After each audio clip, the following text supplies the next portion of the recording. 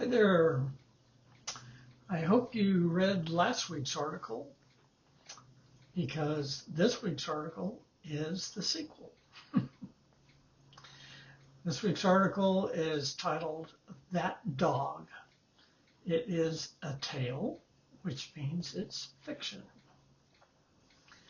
From last week's article, you may have wondered how Fuego got so mean.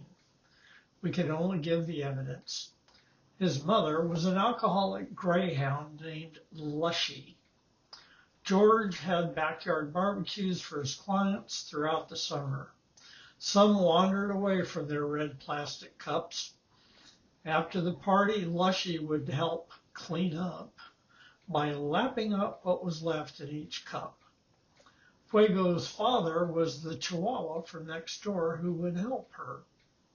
I imagine Lushy must have passed out once too often, and the little baby daddy took his opportunity.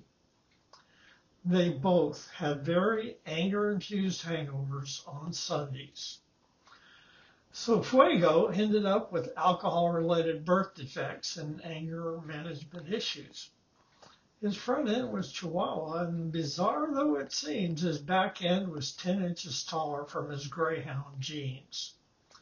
You could tell his lunge was dangerous just by the way he looked at you. He had to bend his head back, which gave him a permanent crick in the neck and a nasty disposition. Big Jim, one of our Saturday morning brothers, had fought terrorists in 2 wars.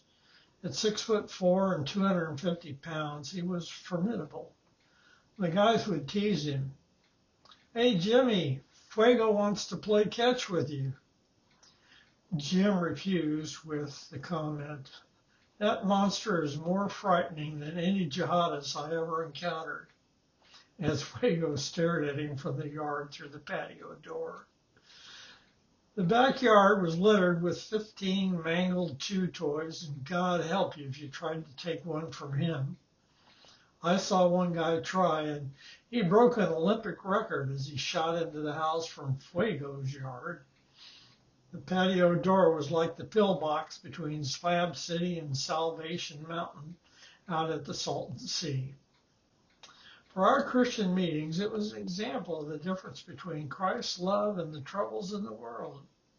Both are real, though the one seemed spiritually demonized. One of the fellow pastors actually wrote a sermon around Fuego, which demonstrated Christ's love for those lost in the world whose story we never know. I hope you have a good weekend, and if you like this article, click on the thumbs up down below. And if you want to subscribe to more, that button is underneath my picture, off to the right. See you soon.